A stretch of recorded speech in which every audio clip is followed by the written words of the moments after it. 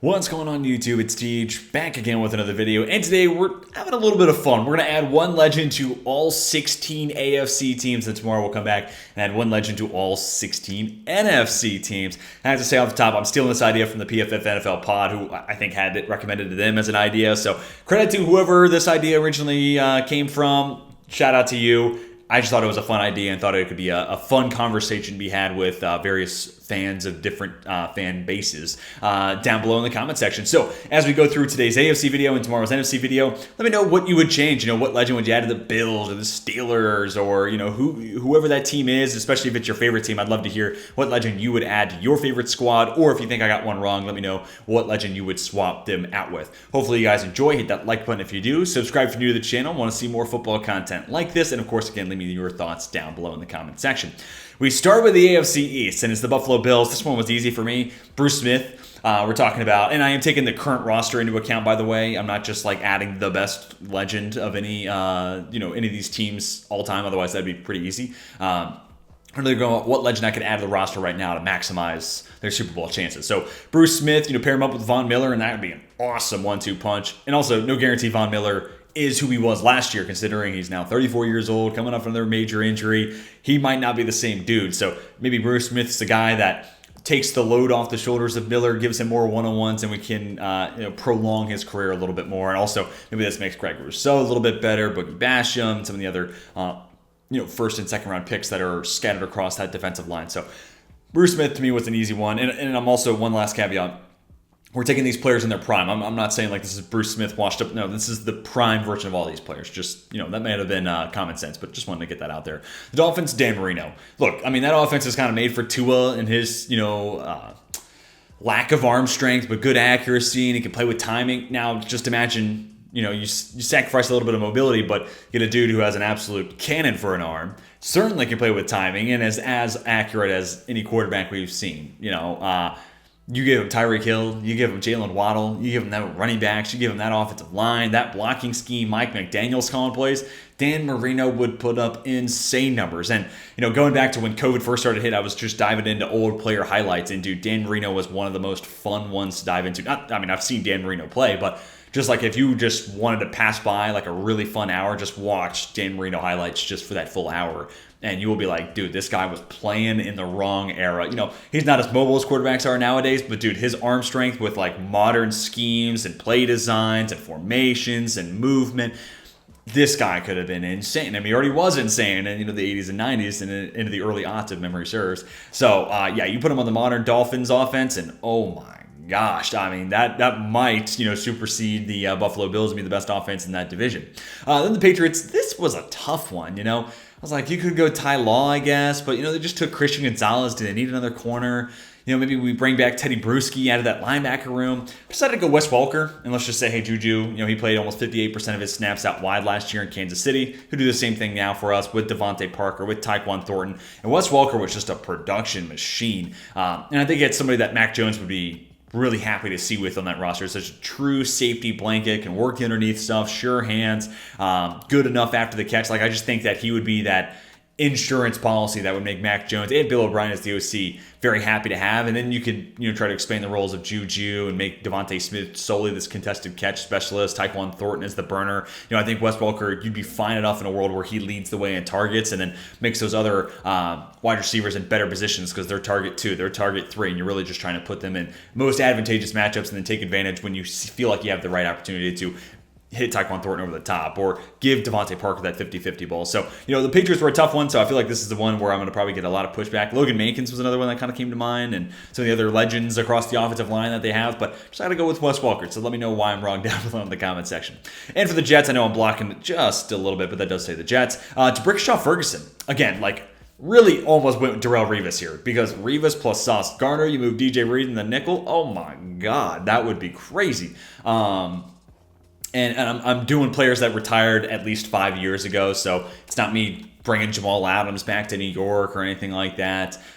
Maybe you could go back with some of those old linebackers from the Rex Ryan days. That could be fun. But I decided to go to Brickshaw Ferguson because this team didn't get a tackle in the first round. And Ferguson, during his heyday, that dude was as good and as reliable and as consistent a pass protector there was. So you play him at left tackle, you move on from Dwayne Brown, you give Mekhi Becton the chance to win right tackle. And if he doesn't, then it's Max Mitchell's job. So I actually would really love the fit of Brickshaw Ferguson there on that New York Jets offensive line.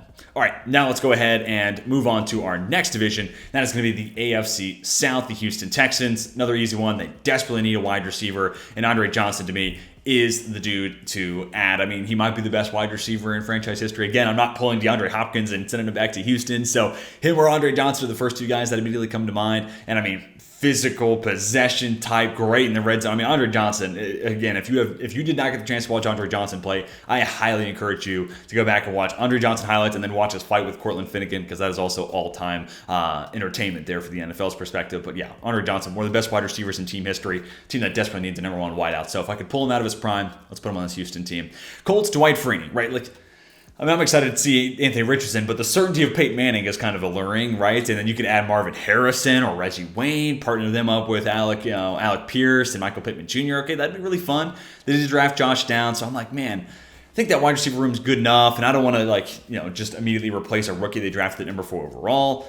This team needs an edge rusher bad though, and Dwight Freeney, man, during his heyday, during his prime, that spin move was untouchable. Like, the guy literally was a blur on the other side of an offensive lineman. It was insane how quick he could be able to start that spin move and then automatically be in the backfield. Crazy finisher, the strip sack and a specialist as well. Always was able to create a ton of turnovers there for Indianapolis. So would love to see this type of pass rush presence. And I'm not saying like Kwity Paye is, Dwight Freeney level potential, but like that high end athleticism was like, oh man, like, maybe he could be that next twitchy athlete that, kind of leads the way for Indianapolis, and Paye really hasn't developed into that. So if I could pull Freeney out of his prime and just kind of drop him on this defensive line, I think this defense would be crazy legit. Then we get the Jags, Jimmy Smith. Yeah, just not a whole lot of Jags players to pull from, no disrespect, but I mean, Jimmy Smith is this uber huge possession type of wide receiver would be a lot of fun, and just an automatic upgrade over Zay Jones essentially, because then you would have this wide receiver room where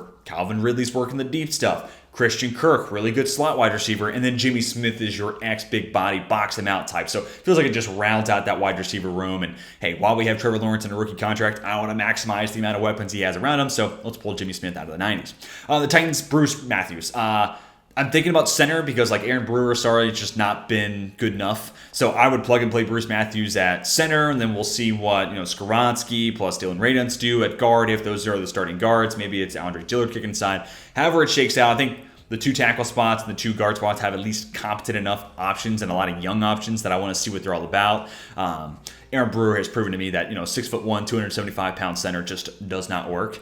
So give me Bruce Matthews, but also you get the flexibility of like Matthews legitimately played all 5 offensive line positions. So if you get into a pinch, need a right tackle, boom, scoot over Bruce Matthews. Or if you need a left guard because Skoronski went down with a broken arm or whatever, move Bruce Matthews over to left guard. So gives you a lot of position flexibility, but also he would be a huge upgrade there at center, which I think would go a long way for making that offensive line even better in Tennessee. All right, AFC West. John Elway, this was an easy one, right? Like, hey, Russell Wilson may bounce back, but no guarantee. And honestly, I'm not all that optimistic about his chances. Honestly, I think Russell Wilson's past his prime, but we'll see. Maybe I'll regret that take here in a couple of months' time. But if you would pull out prime John Elway and give him the likes of Jerry Jeudy, Cortland Sutton, Tim Patrick, a couple of good tight ends, good running backs, Sean Payton is his head coach, a solid offensive line that they've added to, that's an offense I can go toe-to-toe with Patrick Mahomes and Justin Herbert and even the Raiders for that matter. So, yeah, this one was a layup one because it's like this guy's clear-cut their best player in franchise history, or at least one of, and he would be a massive upgrade over Russell Wilson. Even like Russ in his prime, like no disrespect, John Elway's better. So now that we're talking post-prime, kind of maybe washed up Russell Wilson, yeah, John Elway, easy replacement there if I could get him.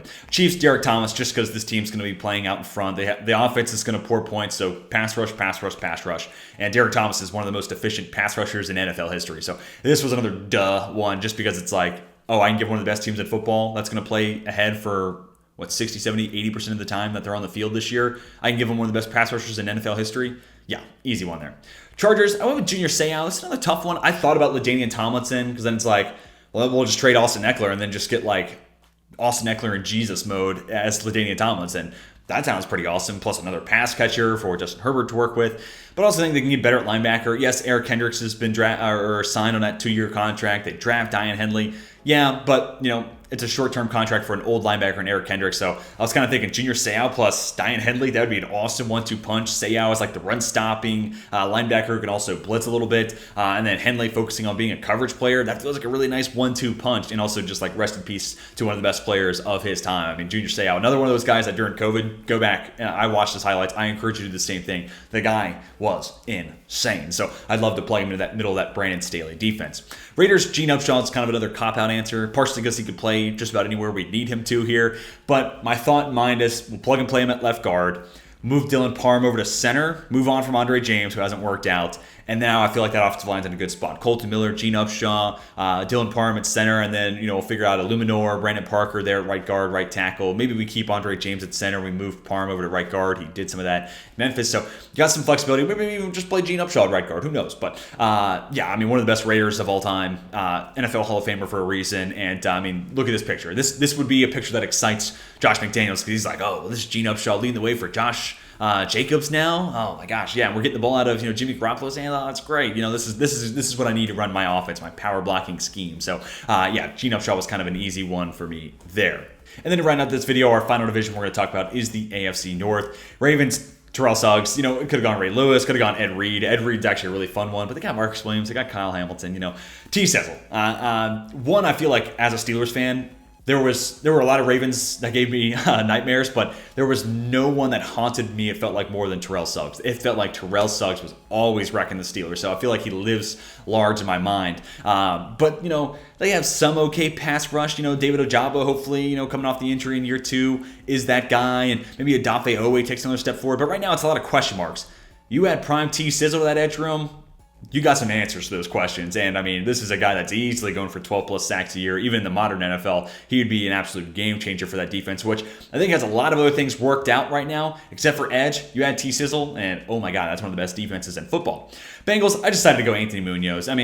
This was kind of a tough one, and I guess in this case, sorry, Orlando Brown Jr., you're moving back to right tackle to deal with it. Or we'll say, hey, Anthony Munoz, can you do us a solid? You're arguably the best player in franchise history up to this point. Joe Burrow, Jamar Chase certainly putting together good resumes to surpass Munoz, but for the time being, I think a lot of people would say he is the best player in Bengals history. We'll have him play right tackle. Whatever. We'll figure out who's playing left, who's playing right. Both positions are super valuable. But if you were to tell me the Bengals could have Orlando Brown Jr. and Anthony Munoz solidify that tackle situation, yeah, the Bengals are maybe the best team in the NFL. Like, legitimately, I think you can make that argument. So, or at least one of the best offenses, maybe the best offense in football. So, to add one of the best tackles in NFL history to that O-line, yeah, that would be awesome.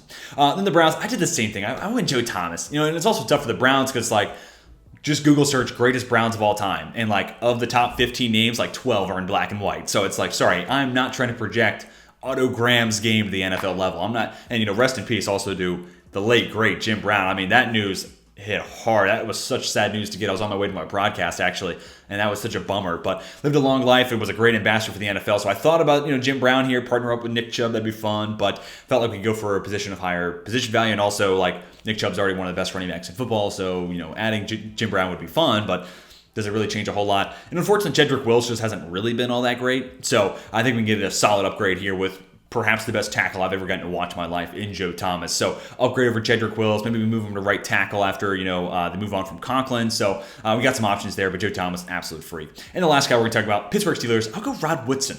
I was really close to making this Troy Polamalu just as one of my favorite Steelers of all time. Pair him up with Minka Fitzpatrick and just let those guys go crazy. Thought about Mel Blount just to pair him up with Joey Porter Jr. and say, hey, man press all day. We're getting dudes at the line of scrimmage from the jump. But I decided to go Rod Woodson, safety, corner flexibility. Maybe we play him in the nickel too, use him as a blitzer. I think we can do a lot of creative stuff here with Rod Woodson and, modern football. Maybe we play Meek at strong or free safety. Rod plays a little strong. You could even flip those guys, play some split safety looks and really create some confusion. Have one guy rotate down one play, the other the next, and then the next play, they're both staying up high. I think you could have a lot of fun there. Or, if you're we really need a corner, Rod Woodson also played corner for the Pittsburgh Steelers. So that would be more than serviceable as an option to partner up with Patrick Peterson towards the end of his career and their second round pick, Joey Porter Jr. So that is going to do it for one legend added to all 16 AFC rosters. Let me know where I was right, where I was wrong, and what you would change down below in the comment section, especially if your favorite team was one of the teams we talked about in today's video. If you like today's video, hit that like button. Seriously helps me out a ton. Do it with the channel. Want to see more fun football content like this, hit that big red subscribe button. And again, leave me your thoughts down below. That's going to do it for me. Hope you all have a fantastic rest of your day. And until next time, my name is Teach, and I am signing off.